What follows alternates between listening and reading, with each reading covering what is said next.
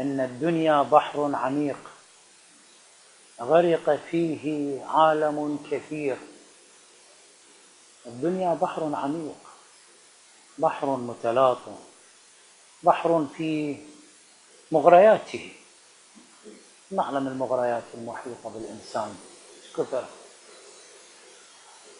شهوات وجاه ومنصب وصراعات ومكانة اجتماعية ومناصب سياسية وغيرها، وبحر في تحدياته. فإذا أمام مثل هذا البحر العميق المتلاطم الأمواج الذي غرق فيه خلق كثير، ماذا علينا أن نفعل؟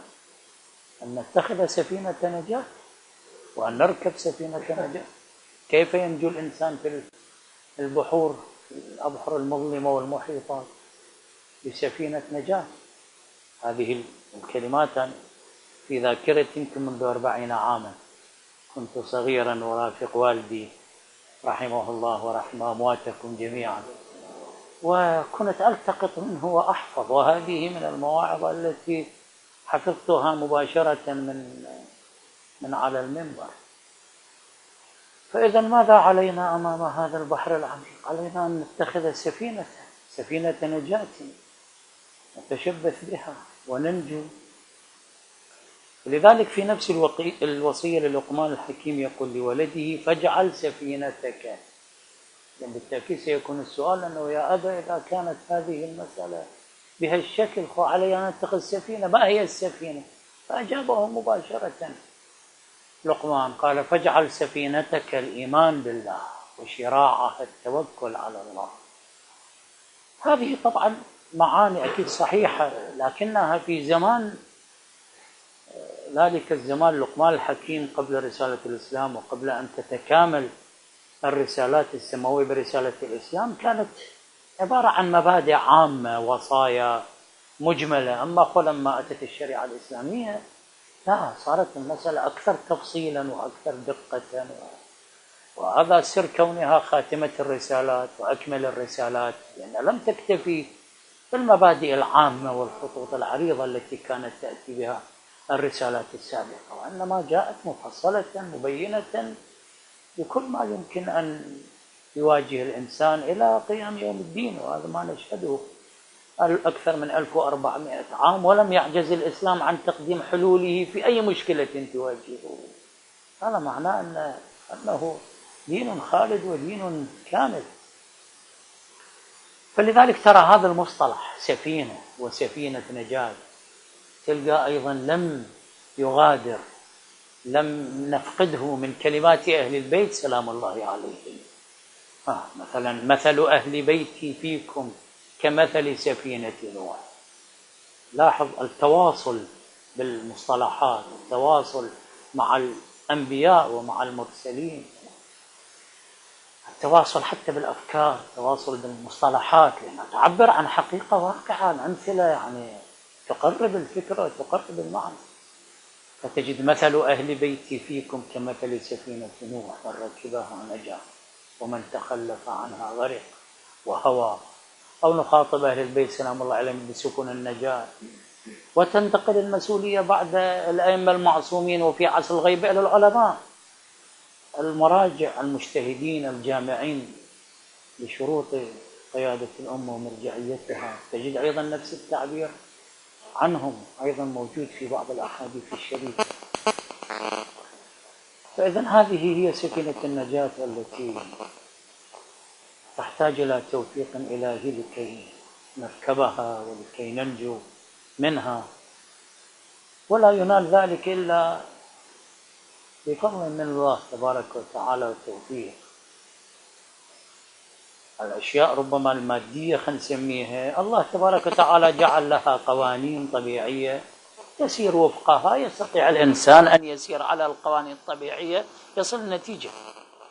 لكن الأشياء الروحية، الأشياء المعنوية، هذه تحتاج إلى عطاء مباشر من الله تبارك وتعالى. ولذلك أيضا تجد التعابير في القرآن كلها تنسبها مباشرة إلى الجعل الإلهي: ومن لم يجعل الله له من نور لأن هاي أمور من الله تأتي مباشرة. فما له من نور. أو في قضية الزواج وجعل بينكم مودة ورحمة، وهكذا موارد كثيرة لو تتبعتها في القرآن الكريم.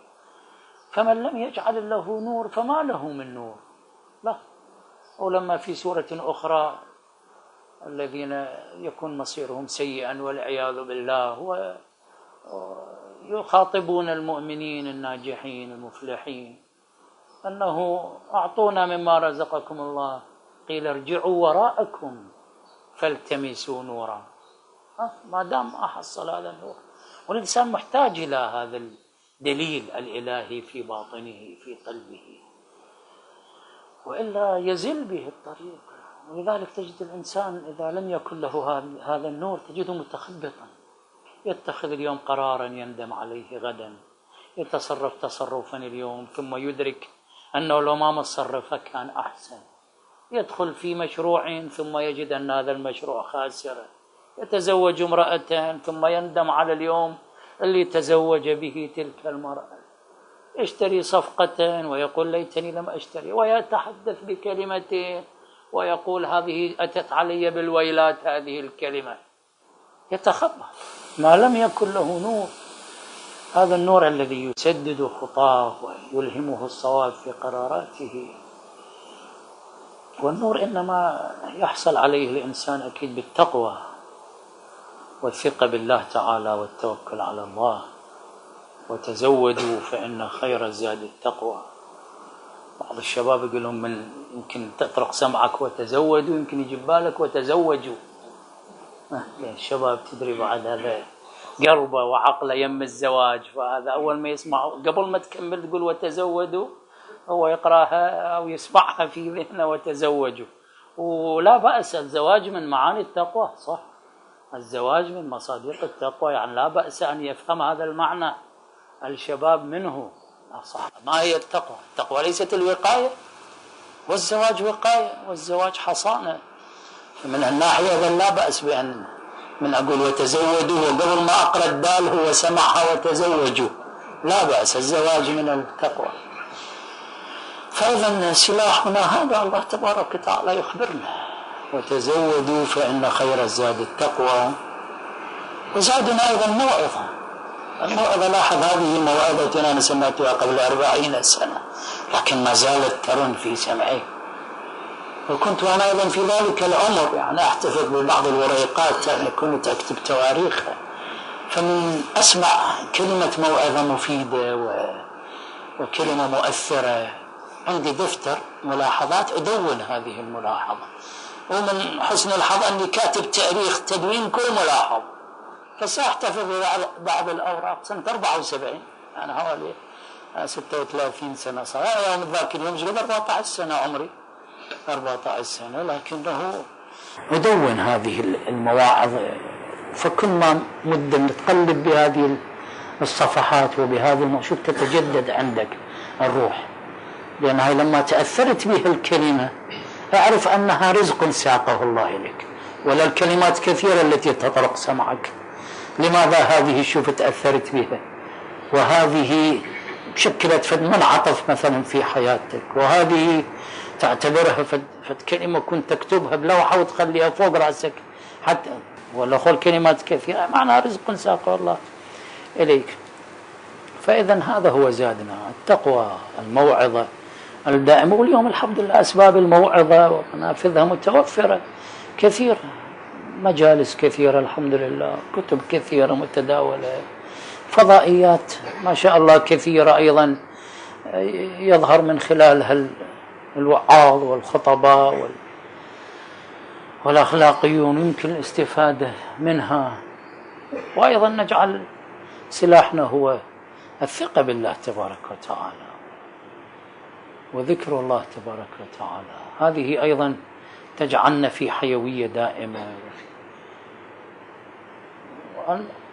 كلما يمر بنا ضيق، لأن سمعت أن كثير من الإخوة ربما في ضيق أو في بعض الصعوبات التي تواجهه، تذكر أن الله تبارك وتعالى يمكن أن ويمكن بل هي الحقيقة، يعني أن يفرج عنك في أي لحظة يشعر الإنسان أنه كلش سدت عليه الأبواب، وإذا لا بالعكس تفتح له الأبواب وبشكل لا يعقله ولا يتصوره. القرآن الكريم يقول حتى إذا استيأس الرسل وظنوا أنهم قد كذبوا، وصلت للرسل أنهم شافوا المسألة يعني منتهية. شوف، حتى إذا استيأس الرسل وظنوا أنهم قد كذبوا جاءهم نصرنا فنجي من نشاء. ماكو يأس. يضرب بعض الوعاظ الأخلاقيين مثلا، وهذا حلو، الالتفات إلى كل شيء حولنا واستفادة الموعظة منه، هذا شيء جميل. يقول، وهو يعيش في دولة طبعا من الدول مترفهة من دول الخليج، فيشوف هذه المناظر أمامه. بعض المباني الضخمة بابها زجاجي ومغلق، بس من يجي شخص يريد يفوت للبناية هي مغلقة، من يوصل يما تنفتح الباب تلقائيا، اكو شيء صح اوتوماتيك من يوصل. فلو فرضنا الشخص هو وابنه جايين باتجاه هاي الباب يردون يدخلون، فالابن يشوف ابوه هذا وين رايح، ما يشوف الباب مسدوده، وين رايح؟ يندعم بالباب ولانه متكسر الزجاج ومكسره ومعوره. هذا مدى ادراك الابن. بس يشوف الاب يتقدم، لأن يعلم أنه حينما يصل إلى الباب ستفتح له تلقائيا. هكذا نحن أمام رحمة الله تبارك وتعالى وأمام فرج الله تبارك وتعالى. تظن أن الباب موصد، تظن أنه مغلق. فالعارف برحمة الله تعالى والمتوكل على الله والذي عنده حسن ظن بالله تعالى يعلم أنه من توصل تنفتح الباب تلقائيا، لا تفكر بها، أكو من يفتحها. لكن الجاهل الذي لا يعرف هذه الحقيقة تلقاه يستهزئ ويسخر ويقول لك هذا وين رايح، ما يشوف الباب مسدودة، مو صدمة بها مجال، ماكو ما بها مجال، المجال كله موجود برحمة الله وبفضل الله تبارك وتعالى. فإذا هذه لتكن في هذا البحر العميق الذي نخوضه في هذه الدنيا، لتكن أسلحتنا هذه: التقوى، الموعظة الدائمة، ذكر الله تبارك وتعالى، حسن الظن بالله تبارك وتعالى. زيارة أمير المؤمنين اللي قرأ الأخ الآن في كلمته، شوف ماذا يقول. يقول ومضيت بنور الله. إذا لم يكن لك من الله نور تمشي به، لا، الإنسان أمير المؤمنين ومضيت بنور الله. هذا حينما يكون لك هذا التوفيق الإلهي. وهذا شلون يتحصل لك هذا النور؟ يتحصل بهذه المقدمات اللي الآن ذكرناها، وإلا الإنسان يتخبط كما يتخبط الكثيرون اللي تسمعهم، ويجر عليهم تخبطهم الكثير طبعا من المعاصي ومن الأوزار. الأوزار هم شيء يصلحها.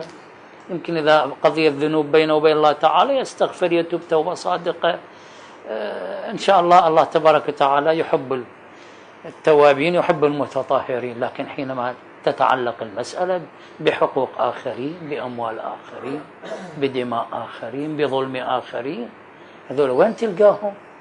وين تلقاهم تتبارى الذمة وياهم؟ هذه مشكلة كارثة. فلماذا الإنسان إذن يتخبط في مشيته وبعدين هذا الشيء يصلح له إياها؟ هذا إذا أوقفه هؤلاء يوم القيامة وكل منهم طالبه بحقه، من يسدد لهم هذا وش ينطيه؟ أو إذا أكو كم حسنة في ميزانه يقال له زين ذني حسناتك راح ناخذ نرضي بهذولا، زين وحسناتك كافية عليه هو حتى يشيلهن ينطيهن لهذا الآخر. خلي الإنسان يكون واعي. مسألة مو هوسة كما نعبر، ولا فوضى ولا تايهة. مسألة بها حساب عسير، مو سهل النجاة به. نسأل الله تعالى أن يسدد خطانا وخطاكم، ويجعل لنا منه نورا يضيء لنا الدرب، يصحح لنا القرارات، يوجهنا إلى المسار الصحيح. والحمد لله رب العالمين، وصلى الله على سيدنا محمد وآله الطاهرين.